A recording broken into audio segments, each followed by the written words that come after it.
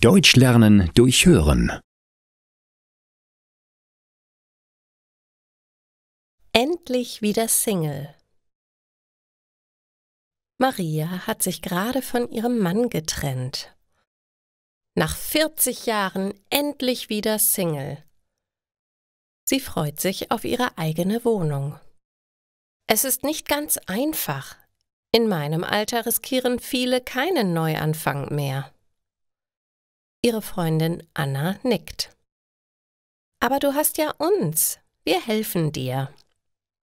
Maria hat eine Wohnung in einem kleinen Dorf gefunden.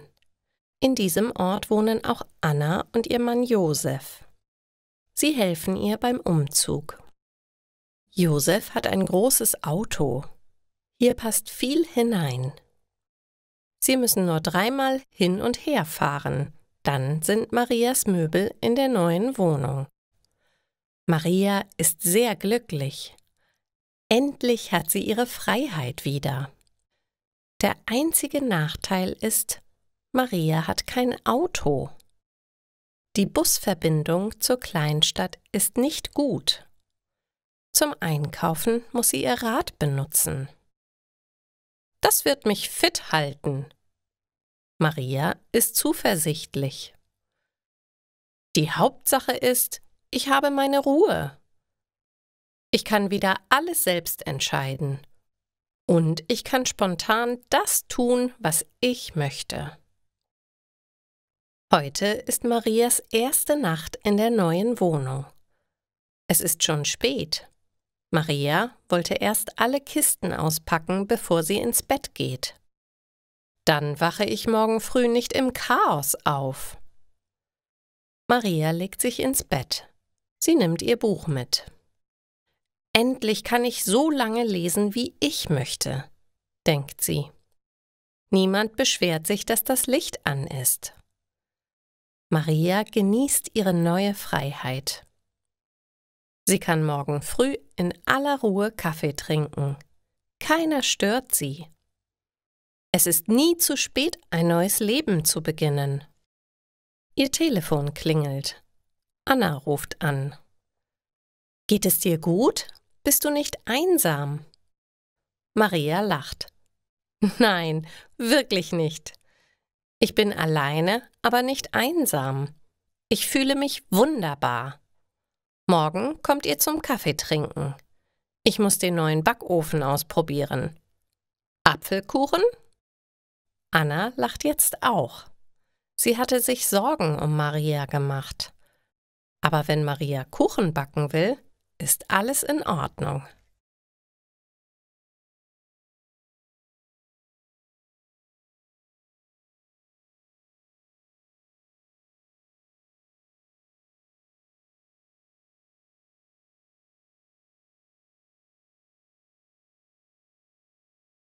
Nachbarschaftshilfe.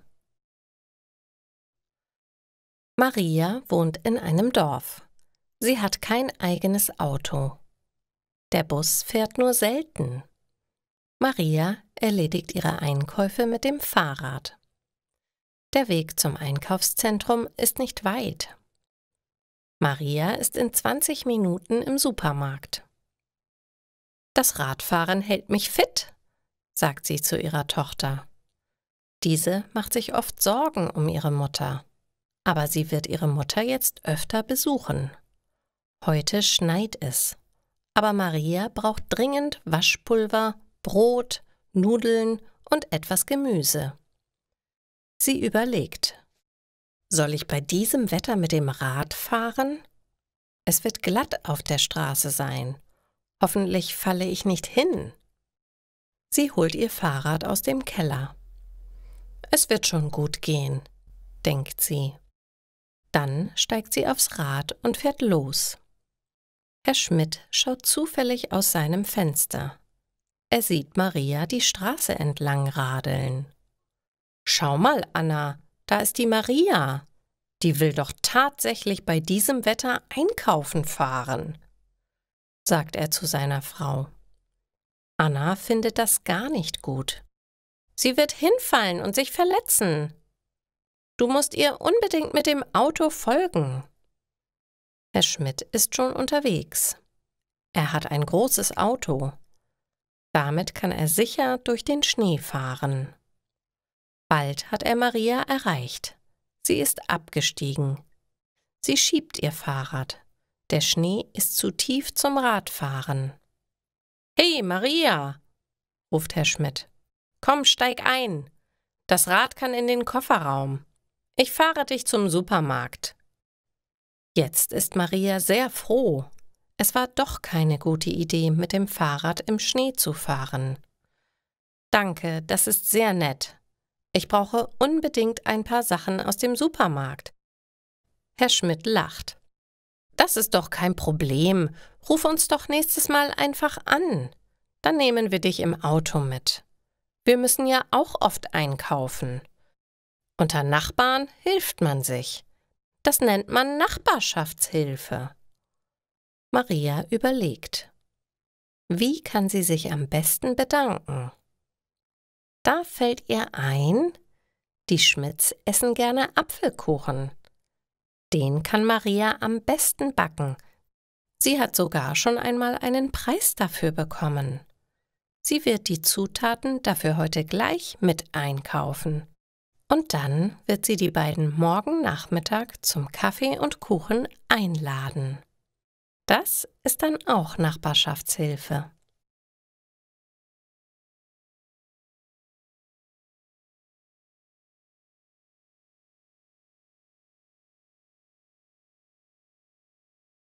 Er schreibt noch Postkarten. Anna und ihre Freundin Elsa kommen gerade von der Uni nach Hause. Sie wohnen gemeinsam in einer Wohngemeinschaft. Elsa schaut nach, ob Post gekommen ist. Sie öffnet den Briefkasten.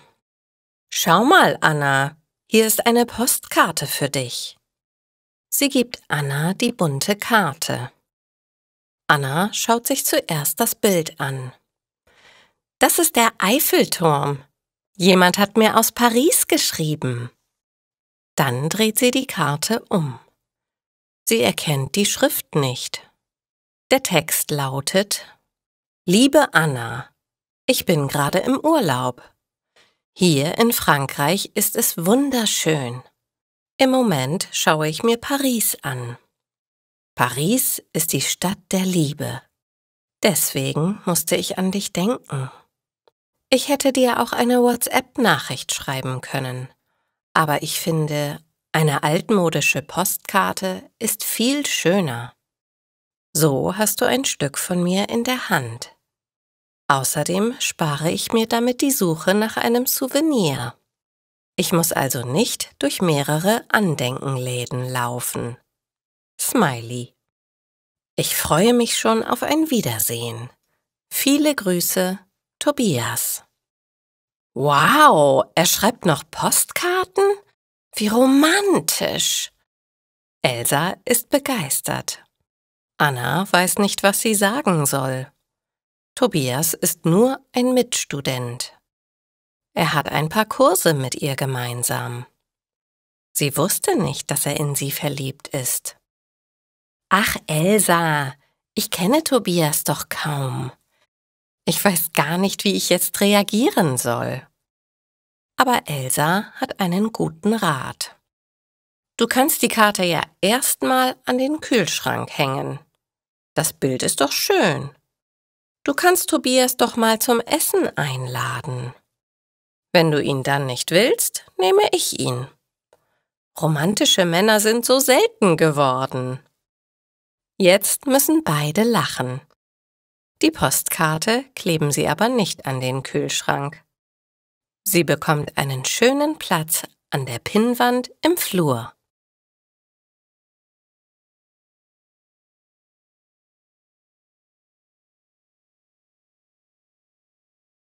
Sehr nett von dir.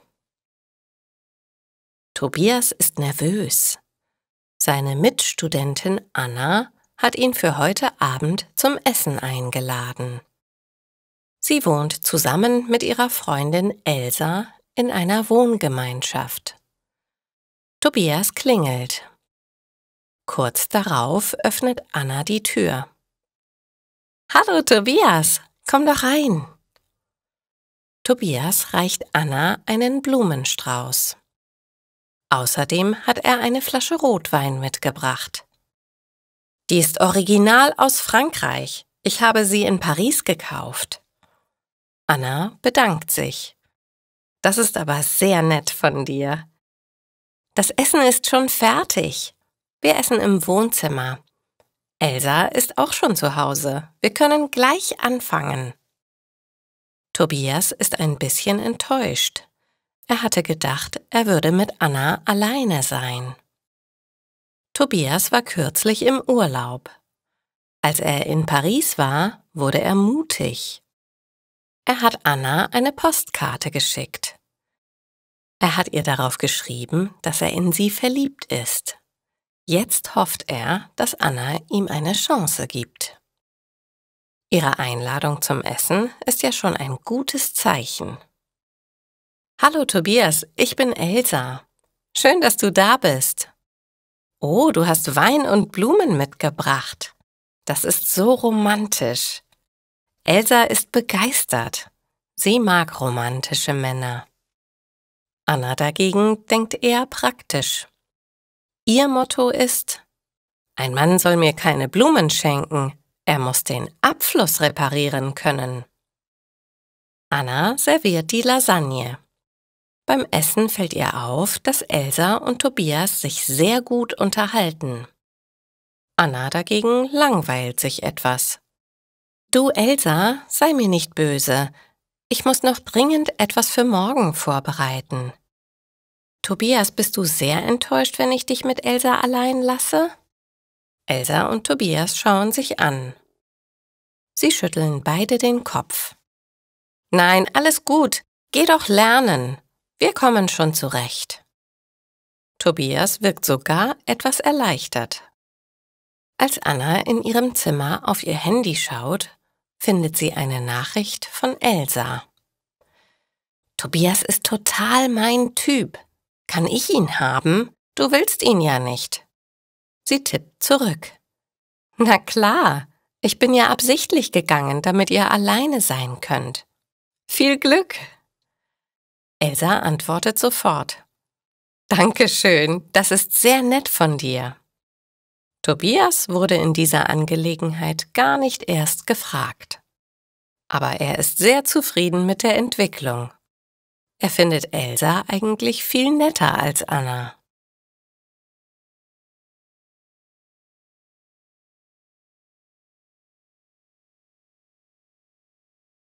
Ich gratuliere dir. Tobias und sein Freund Marlon gehen am Rheinufer spazieren. Marlon erzählt von seinem Studium. Ich hätte nie gedacht, dass Chemie so interessant sein würde. Mir macht das Studium sehr viel Spaß. Wie läuft es bei dir? Philosophie klingt für mich immer etwas langweilig. Man redet die ganze Zeit über Weltbilder. Das ist mir viel zu theoretisch. Ich brauche die Arbeit im Labor. Tobias antwortet nicht. Er schaut nur lächelnd in der Gegend herum. Marlon wundert sich. Tobias, hallo, ist alles in Ordnung bei dir?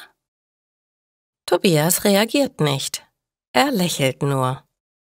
Marlon zieht an seinem Arm. Jetzt schaut Tobias ihn an. Ach, das Leben ist schön. Marlon versteht jetzt. Tobias ist verliebt. Aha, hat es dich jetzt erwischt? Er lacht. Hat es mit Anna geklappt? Du hattest ihr doch aus dem Urlaub eine Postkarte geschrieben. Das hast du mir neulich gesagt. Und dann hat sie dich zum Essen eingeladen. Jetzt erzähl schon. Aber Tobias kann nicht richtig reden.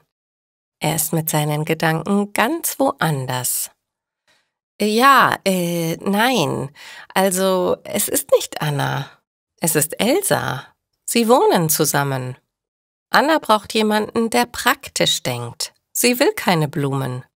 Sie braucht eher einen Handwerker. So ähnlich hat Elsa das gesagt. Elsa mag Blumen. Elsa ist wunderschön. Elsa, Marlon unterbricht ihn. Heißt das, du bist jetzt mit dieser Elsa zusammen? Das ist doch super. Ich gratuliere dir. Und was ist mit Anna? Anna ist froh. Sie wollte mich gar nicht. Sie war nur nett zu mir wegen der Postkarte. Marlon überlegt. Was meinst du? Kannst du mich Anna mal vorstellen? Ich glaube, wir könnten gut zusammenpassen. Blumen bekommt sie von mir garantiert nicht. Aber ich kann in der Wohnung alles reparieren. Lass uns doch am Samstag alle zusammen ins Kino gehen. Tobias findet die Idee sehr gut. Ja klar, ich frage Elsa, ob sie Lust dazu hat. Wenn du dich mit Anna gut verstehst, können wir in Zukunft öfter etwas gemeinsam unternehmen. Das finde ich super.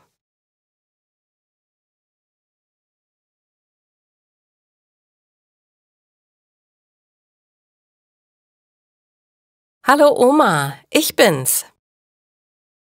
Elkes Handy klingelt. Die Nummer kennt sie nicht. Sie nimmt das Gespräch trotzdem an. Ja, bitte? Elke hat gelernt, dass man bei unbekannten Nummern nie den Namen sagen soll. Es könnte ein Betrüger sein, der ihre Daten ausspähen möchte. Elke hat neulich einen Kurs gemacht. Gefahren am Telefon. Ein Seminar für Senioren. Der Dozent hat davor gewarnt, persönliche Daten am Telefon zu geben. Elke hat gut aufgepasst. Sie hat sich alle Ratschläge genau aufgeschrieben. Hallo Oma, ich bin's. Man kann den Anrufer nur undeutlich verstehen. Ich habe eine neue Nummer. Kannst du mich bitte zurückrufen? Du hast ja Flatrate. Elke ist hellwach. Genau davor wurde sie im Kurs gewarnt. Der Enkeltrick. Leute rufen an und geben sich als Enkel aus. Dann sagen sie, sie bräuchten Geld. Darauf fällt Elke aber nicht herein. Ach, bist du es, Florian? Elkes Enkel heißt nicht Florian. Sie sagt absichtlich einen falschen Namen. Damit kann sie den Betrüger prüfen. Nein, Oma, hier ist Tobias. Bitte ruf mich zurück. Ich muss dir etwas ganz Wichtiges erzählen. Elke überlegt. Ihr Enkel heißt tatsächlich Tobias. Aber was will er denn von ihr? Und warum soll sie unbedingt zurückrufen? Das muss eine Falle sein. Ach, Tobias, ich habe deine Stimme gar nicht erkannt. Ja, Oma, ich bin erkältet. Ich war neulich mit meiner neuen Freundin unterwegs. Es hat geregnet. Da habe ich Elsa meine Jacke gegeben. Ich wurde nass und es war kalt. Das war auch das Wichtige, das ich dir erzählen wollte. Ich habe eine Freundin. Elke überlegt. Dann sagt sie, da hättest du meinen Schirm gebrauchen können. Sie will wissen, ob der Anrufer ihren ganz besonderen Schirm kennt. Dann ist es wirklich Tobias. Der Anrufer lacht. Um Himmels Willen, Oma, meinst du etwa den rosa Schirm mit dem lila Rosenmuster? Da werde ich lieber nass und krank. Jetzt endlich kann auch Elke lachen. Sie erzählt Tobias von dem Kurs. Super, Oma, du machst alles richtig. Vielleicht sollten wir ein Codewort vereinbaren. Wenn ich das nächste Mal anrufe, erwähne ich als erstes den Schirm. Dann können wir uns ganz entspannt unterhalten.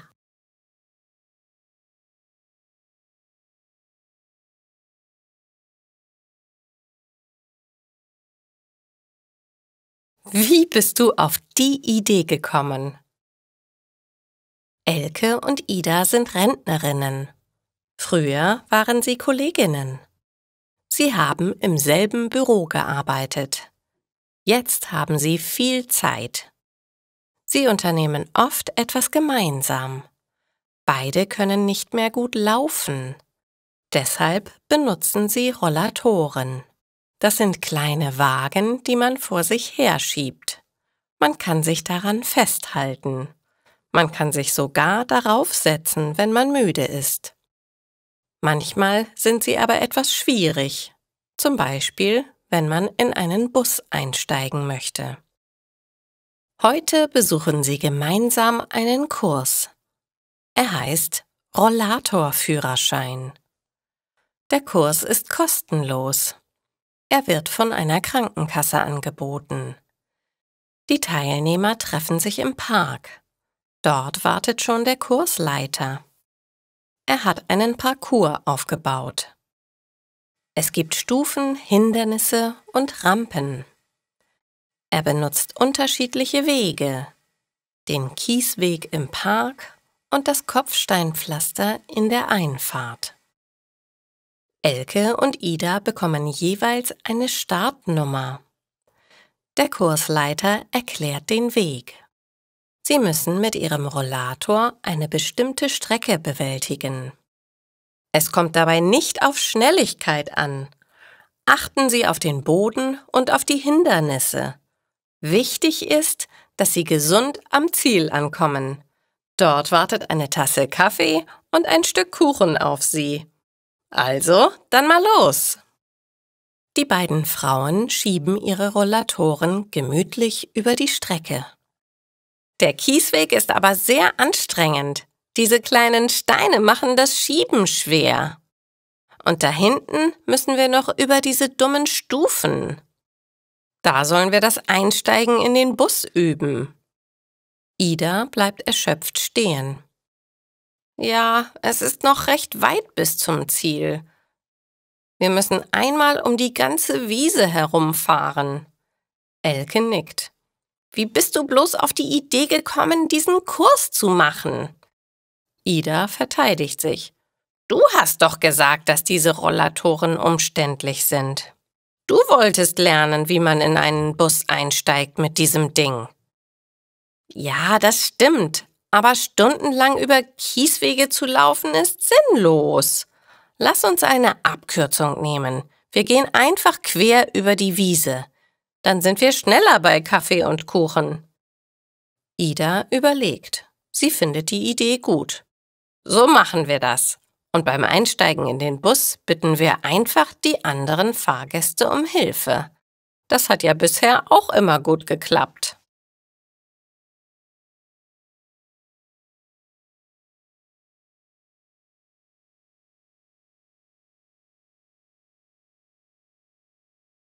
Die besten Kostüme. Mohammed und Markus sind etwas verzweifelt.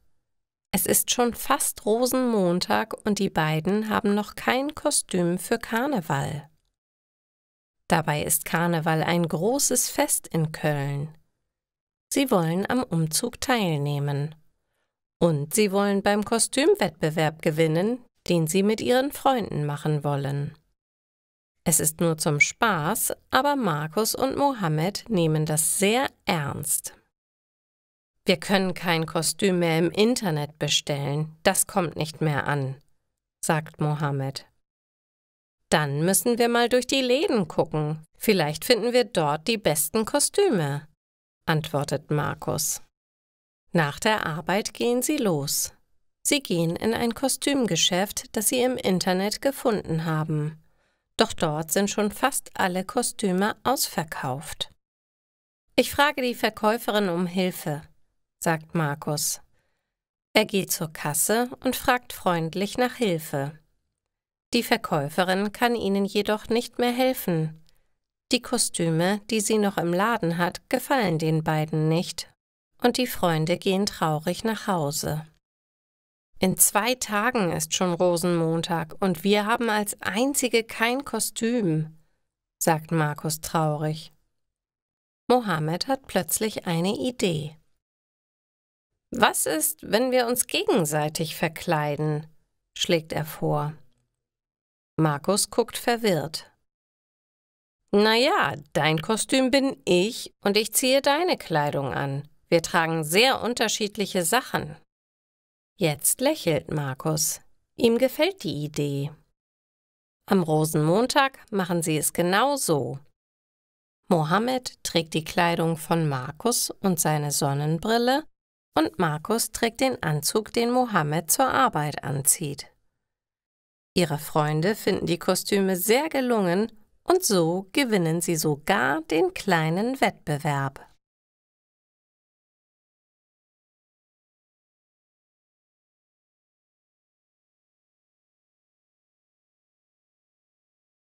Was gibt's dort zu sehen? Es liegt Schnee, aber die Sonne scheint. Emma möchte einen Spaziergang machen. Sie hat ihre Tochter warm angezogen und in den Kinderwagen gelegt. Das Baby schläft schon nach ein paar Minuten ein. Emma ist froh darüber. Babys können so anstrengend sein. Langsam geht sie mit dem Kinderwagen in Richtung Park. Es tut gut, aus dem Haus zu kommen. In den letzten Tagen war das Wetter so schlecht, dass sie keinen Spaziergang machen konnte. Als Emma an eine Brücke kommt, bleibt sie stehen. Dort stehen mehrere Menschen. Sie schauen in den Fluss unter der Brücke. Emma tut das Gleiche. Sie möchte wissen, was es dort zu sehen gibt. Sie sieht aber nur Wasser. Da ist nichts ungewöhnlich. Warum sehen die Menschen bloß in den Fluss? Emma tippt einer älteren Frau auf die Schulter und fragt: Was gibt's denn hier zu sehen? Die Frau dreht sich um und antwortet: Das weiß ich auch nicht. Die ältere Frau fragt einen Mann, der näher am Wasser steht. Sie fragt ihn, was es zu sehen gibt. Er weiß es aber auch nicht. Er fragt einen Mann in einer roten Winterjacke. Der Mann in der roten Winterjacke antwortet: Sehen Sie es denn nicht? Dort drüben! Er zeigt auf eine Stelle im Wasser. Da ist aber nichts. Jedenfalls kann Emma nichts erkennen. Ich sehe nichts, sagt die ältere Frau. Da gibt es ja auch nichts zu sehen, erwidert eine andere Frau. Ich wollte nur sehen, ob es Fische im Fluss gibt. Dann sind immer mehr Leute stehen geblieben. Seit Minuten stehen die Leute hier. Keiner hat gefragt, was es zu sehen gibt. Emma findet das lustig. Menschen machen manchmal komische Dinge.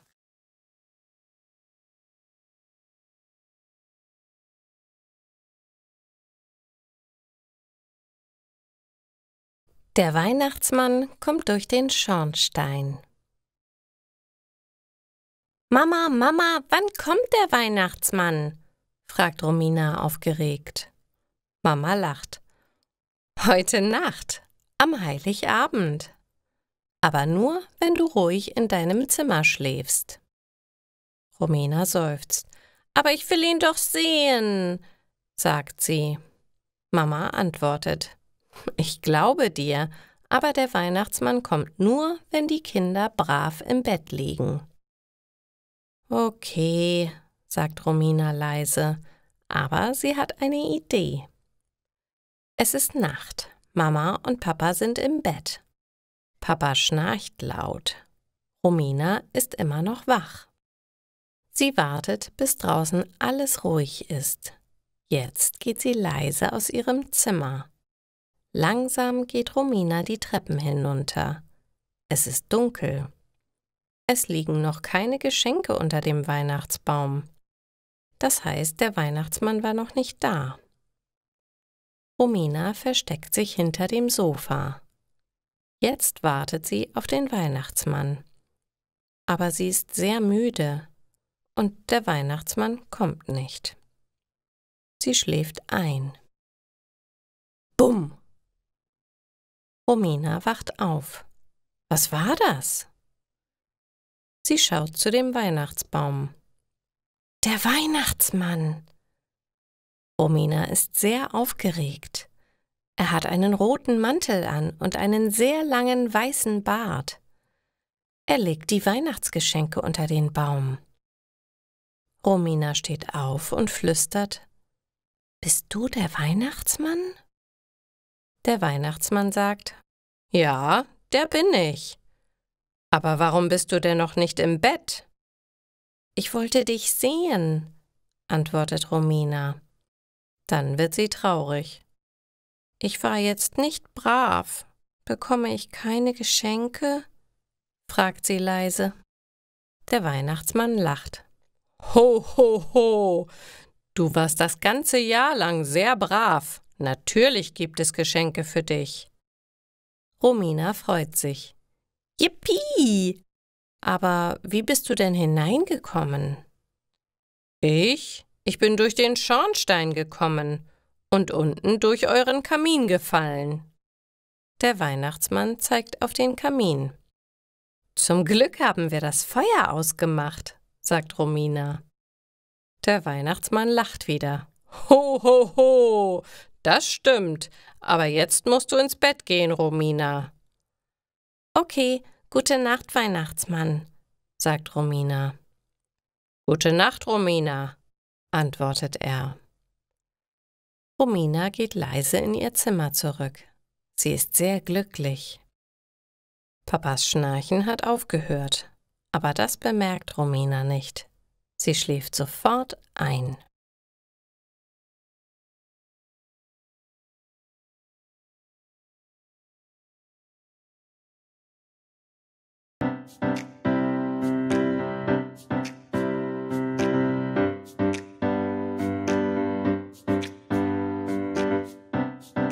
Ich kenn dich von Kopf bis Fuß.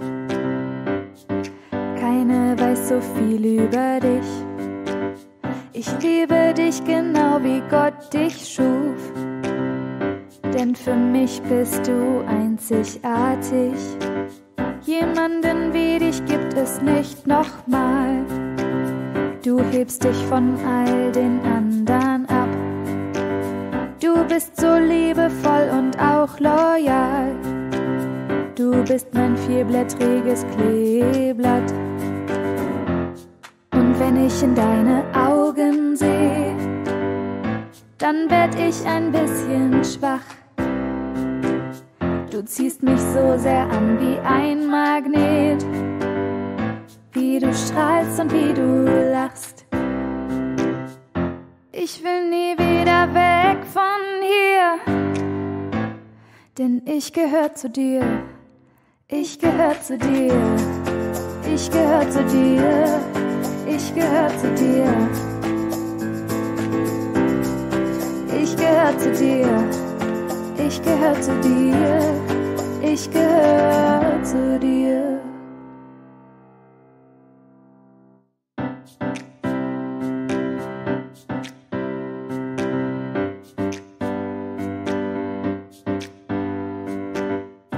Und die Art, wie du mich so ansiehst, macht meine Knie weich und schwach. Ich weiß nicht ganz, wie mir geschieht. Du bist mein vierblättriges Kleeblatt. Und wenn ich in deine Augen sehe, dann werd ich ein bisschen schwach. Du ziehst mich so sehr an wie ein Magnet, wie du strahlst und wie du lachst. Ich will nie wieder weg von hier, denn ich gehör zu dir, ich gehör zu dir, ich gehör zu dir, ich gehör zu dir, ich gehör zu dir, ich gehör zu dir, ich gehör zu dir. Wenn ich in deine Augen sehe, machst du mich ganz schwach. Du ziehst mich an wie ein Magnet, wie du strahlst und wie du lachst. Ich will nie wieder weg von hier, ich will nie wieder weg. Ich will nie wieder weg von hier, Denn ich gehör zu dir, ich gehör zu dir, ich gehör zu dir, ich gehör zu dir. Oh, ich gehör zu dir, ich gehör zu dir, ich gehör zu dir.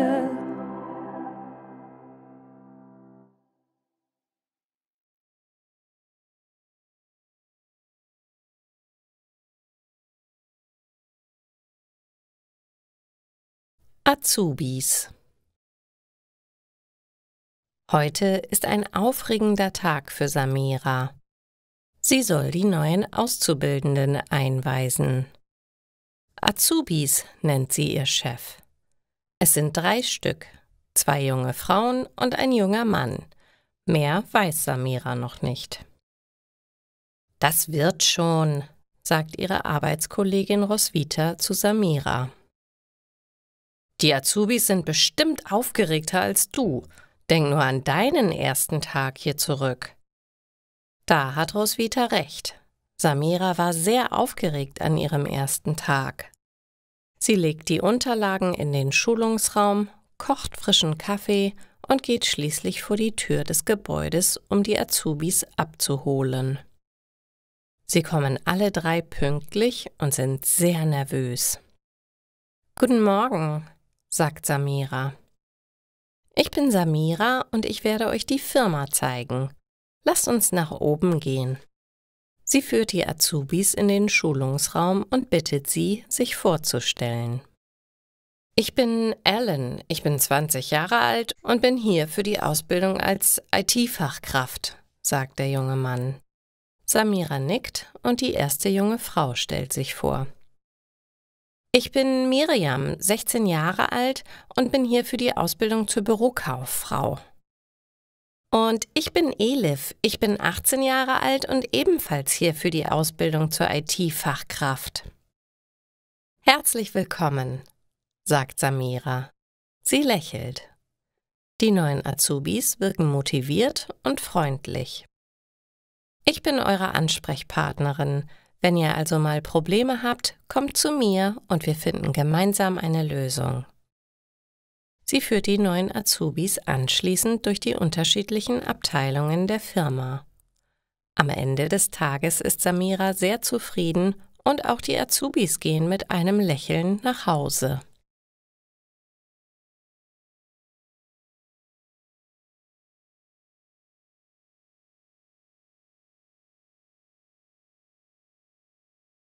Ausbildung als Bürokauffrau. Miriam ist in ihrem ersten Jahr der Ausbildung. Sie will Bürokauffrau werden. Vor ein paar Monaten hat sie frisch als Azubi angefangen und nun viele neue Aufgaben bekommen. Am Anfang fielen ihr manche Dinge noch sehr schwer, doch es wird jeden Tag besser. Miriam versteht sich gut mit ihren Kollegen und wenn sie mal ein Problem hat, kann sie immer zu ihrer Ansprechpartnerin Samira gehen. Die Mittagspause verbringt Miriam meistens mit Alan und Elif. Sie sind auch Azubis in ihrer Firma, aber nicht als Bürofachkraft. Die beiden machen eine Ausbildung zur IT-Fachkraft und haben deswegen viel mehr mit Computern zu tun als Miriam. »Heute soll ich die Post wegbringen gehen«, sagt Miriam zu den beiden. »Weißt du, wo du hingehen musst?«, fragt Alan. Miriam nickt. Samira hat ihr genau erklärt, was sie tun muss und wo sie die Post abgeben muss. Das wird in Zukunft eine ihrer Aufgaben. Doch heute macht sie diese Aufgabe das erste Mal. »Du schaffst das schon«, sagt Elif. Miriam lächelt die beiden an. Sie ist froh, so schnell Freunde gefunden zu haben. Sie gehen auch gemeinsam auf die gleiche Berufsschule und verbringen dort ebenfalls die Pausen miteinander. Nach der Mittagspause holt Miriam die Post aus den Büros ab und geht anschließend damit zur nächstgelegenen Poststelle. Ein bisschen nervös ist sie, aber es klappt alles ohne Probleme. Am Ende des Tages ist Miriam sehr stolz auf sich.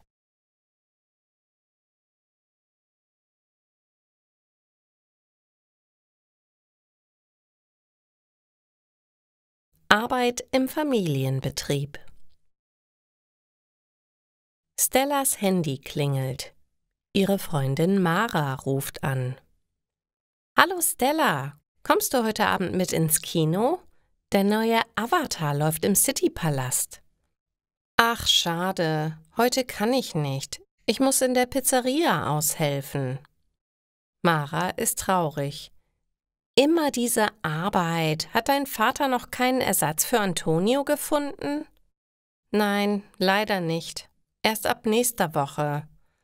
Also muss ich heute noch einmal einspringen. Ich kann meinen Vater ja nicht hängen lassen.« Stellas Vater hat eine Pizzeria mit Lieferdienst. Vor kurzem hat einer seiner Fahrer gekündigt. »In der Familie muss man sich gegenseitig helfen«, sagt er. Stella hilft ihrem Vater gern. Er hat ihr vor kurzem den Führerschein bezahlt. Jetzt kann sie mit dem Firmenwagen Pizza ausliefern. Vorher musste sie das mit dem Fahrrad erledigen. Der Nachteil dabei ist, Stella hat weniger Zeit für ihre Freunde. Wenn sie abends in den Club oder ins Kino gehen, fährt Stella Auto und liefert Pizza aus. Wie lange läuft denn der Film noch? Mara schaut ins Kinoprogramm. Er läuft noch 5 Wochen. Weißt du was? Ich telefoniere mit den anderen. Vielleicht können wir den Termin verschieben. Dann können wir alle zusammen ins Kino gehen. Stella freut sich. Das wäre schön. Ab Montag fängt ein neuer Mitarbeiter bei uns an. Dann habe ich wieder mehr Zeit für euch. Mara ruft nach 15 Minuten wieder an. »Hallo Stella, ich bin es nochmal. Wir haben beschlossen, dass wir erst am nächsten Wochenende ins Kino gehen. Bis dahin ist euer neuer Kollege eingearbeitet. Dann kannst du mitkommen. Wir finden es alle schön, dass du deinem Vater hilfst. Das ist heutzutage nicht selbstverständlich. Heute machen wir einfach einen Videoabend. Und wir bestellen bei euch eine Partypizza. Die musst du selbst ausliefern. So sehen wir uns wenigstens für ein paar Minuten.« Stella lacht. Die Idee ist super. Schön, wenn man so gute Freunde hat. Fortsetzung folgt.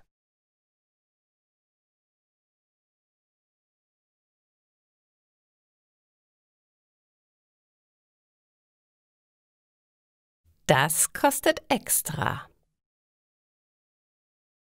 Heute hilft Stella ihrem Vater in der Pizzeria. Stella hat Telefondienst. Sie nimmt die Bestellungen auf und gibt sie an die Küche weiter. Dabei muss sie genau aufpassen. Sie muss alle Wünsche der Kunden notieren. In einer halben Stunde kommt ihre Schwester Elena. Sie wird Stellas Arbeit übernehmen. Dann kann Stella die Bestellungen mit dem Auto ausliefern. Das Telefon klingelt wieder. »Pizzeria am Markt, guten Abend. Was kann ich für Sie tun?« »Weber, guten Abend. Ich möchte eine Pizza bestellen.« Stella atmet tief ein. Sie kennt ihre Kundschaft.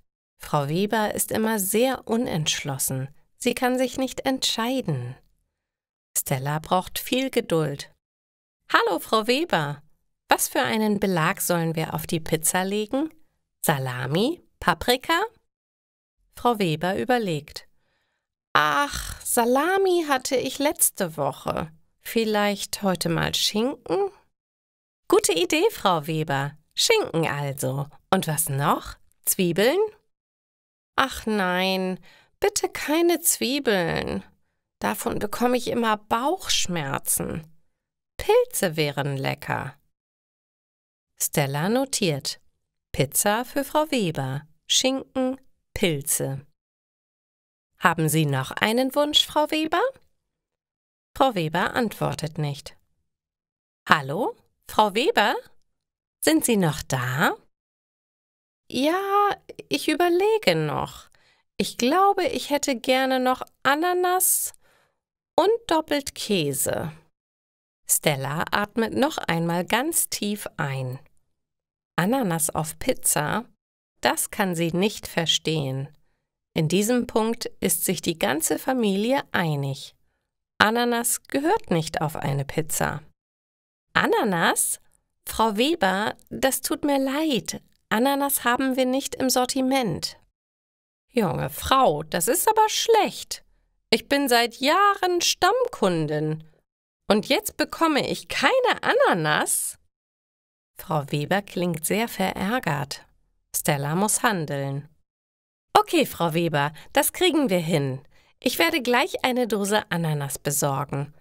Das kostet dann aber extra. Ich muss dafür in den Supermarkt gehen. Ist das für Sie in Ordnung?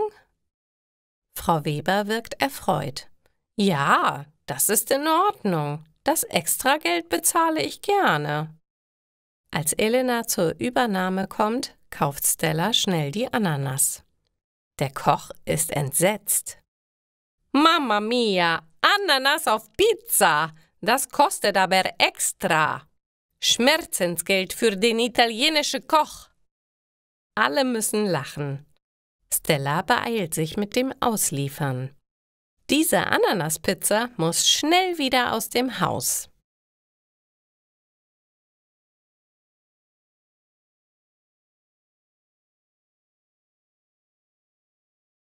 Der stille Raum. Psst, sagt jemand. Tom ist gerade in einen dunklen Raum gelaufen. Komisch. Ich habe mich für das Boxtraining angemeldet. Bin ich hier richtig? Fragt er. Psst, sagt wieder jemand. Eine Frau geht zu Tom. Sie flüstert. Nein, das ist nicht das Boxtraining. Das ist mein Meditationskurs. Tom flüstert jetzt auch. Oh, das tut mir leid. Dann gehe ich schnell wieder. Gar kein Problem. Aber wenn Sie wollen, können Sie sich gern zu uns setzen. Ein bisschen Ruhe könnte gut für Sie sein, sagt die Frau leise. Sie lächelt ihn an. Tom zögert. Ich glaube, das Stillsein passt nicht zu mir, aber danke. Psst! Tom rollt mit seinen Augen. Die Frau lächelt immer noch. Das Stillsein kannst du hier lernen. Komm. Du kannst sofort gehen, wenn du möchtest. Tom seufzt. Na gut. Tom setzt sich neben eine andere Person auf ein Sitzkissen. Er versucht, in einem Schneidersitz zu sitzen. Schwierig. Dann schaut er in dem Raum herum. Die Vorhänge sind zu. Tom kann nicht viel sehen. Hier sind ein paar Pflanzen und Kerzen. Es riecht stark nach Lavendel und es ist wirklich sehr leise.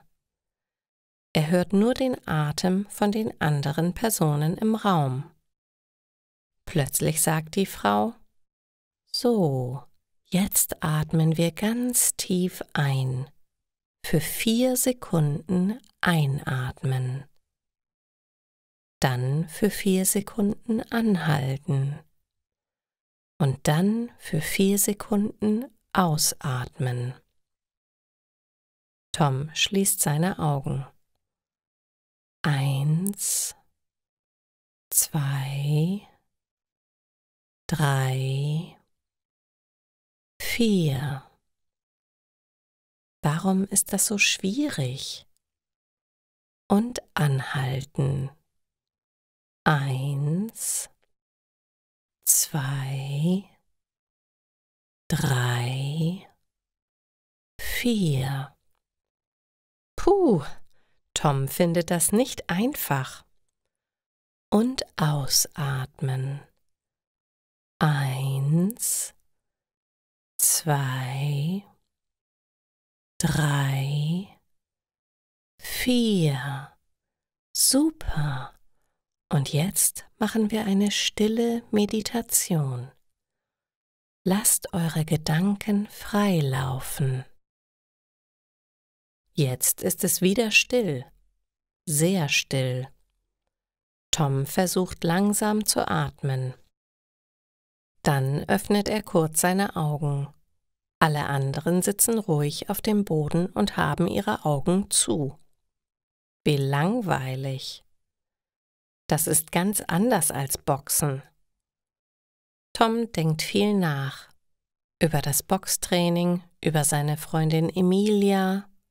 Er denkt über seine Familie und über seine Freunde nach. Und plötzlich merkt er, dass er ruhiger atmet. Es ist immer noch sehr still in dem Raum. Tom weiß nicht, wie viel Uhr es ist. Er bemerkt, dass die Stille auch ganz schön ist. So kann er seine eigenen Gedanken hören. Auf einmal fühlt sich Tom sehr frei. So, und jetzt wollen wir langsam wieder zurückkommen. Ihr könnt eure Zehen und Finger ganz langsam bewegen. Und dann könnt ihr eure Augen aufmachen. Die Frau lächelt alle an. Ich hoffe, dass ihr euch ruhiger fühlt. Und ich freue mich auf nächste Woche. Vielen Dank euch. Alle klatschen. Tom klatscht auch. Die Frau geht wieder zu Tom und sagt: Und wie war es für dich? Es war still, aber auch schön. Das freut mich. Tom muss lächeln. Ich glaube, das Stillsein passt doch gut zu mir. Vielleicht kann ich boxen und meditieren.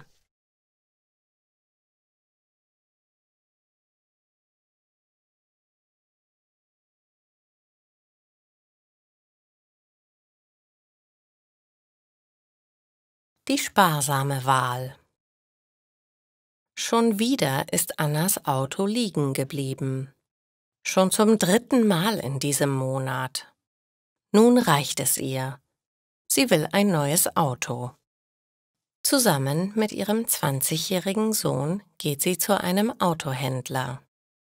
Draußen gehen sie durch die Reihen der Autos. Im Gebäude stehen Neuwagen, draußen nur Gebrauchtwagen. Als Anna mit ihrem Sohn hineingeht, werden sie sofort von einem Verkäufer angesprochen. »Guten Tag, kann ich Ihnen helfen? Was suchen Sie denn?« Das wissen die beiden noch nicht so genau. Einige der Autos, die draußen stehen, gefallen ihnen ganz gut.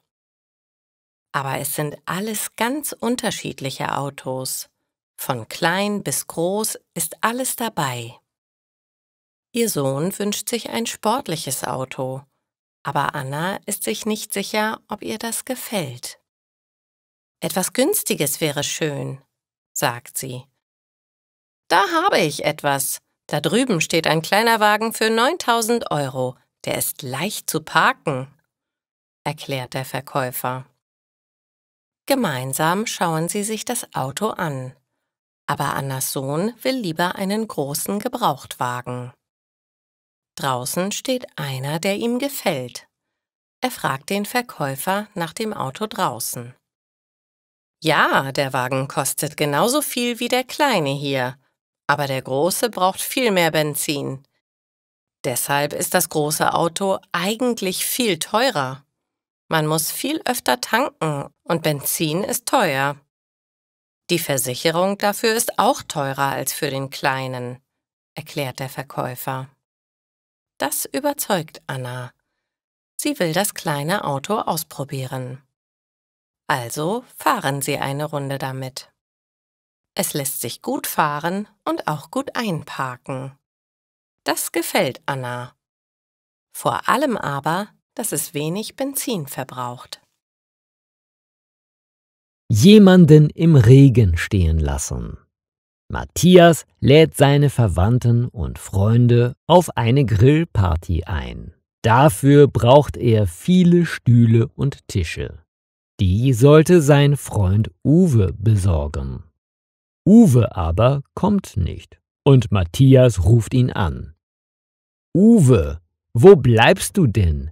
Der Garten ist voller Gäste und ich habe keine Stühle mehr.« Uwe antwortet: »Oh mein Gott, ich habe total vergessen, dass die Party heute stattfindet.« Matthias ist ärgerlich und sagt: »Du spinnst wohl. Ich habe dir das 2-mal gesagt.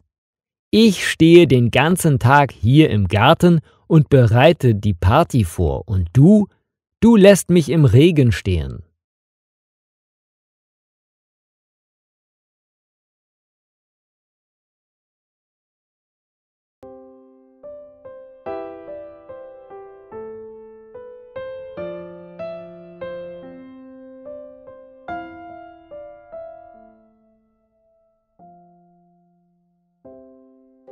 Die Sterne leuchten hell und der Himmel ist so dunkel. Schau, wie sensationell die Sterne heute funkeln. Denn wenn ich bei dir bin, wird mir ganz heiß. Ich sehe Regenbögen und fühle Sonnenschein. Die eine Sache, die ich ganz sicher weiß: Ich will für immer bei dir sein. Ich liege in deinen Armen und du hältst mich fest. Du flüsterst meinen Namen. Ich will, dass du mich nie verlässt.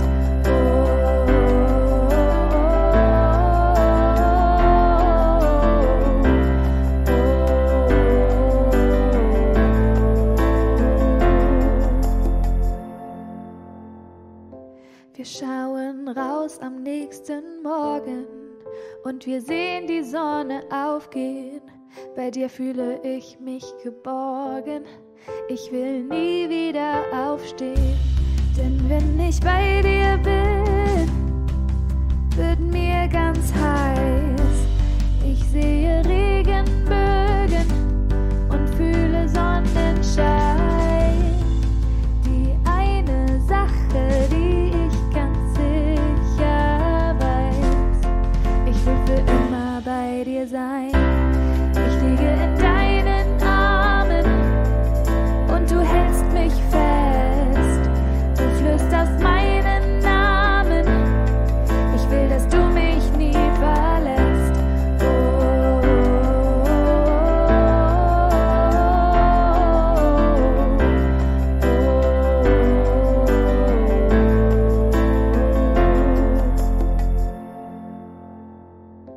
Wir liegen zusammen auf der Wiese und trinken beide ein Glas Wein. Ich spüre eine leichte Brise und weiß, es könnte nicht schöner sein. Denn wenn ich bei dir bin, wird mir ganz heiß.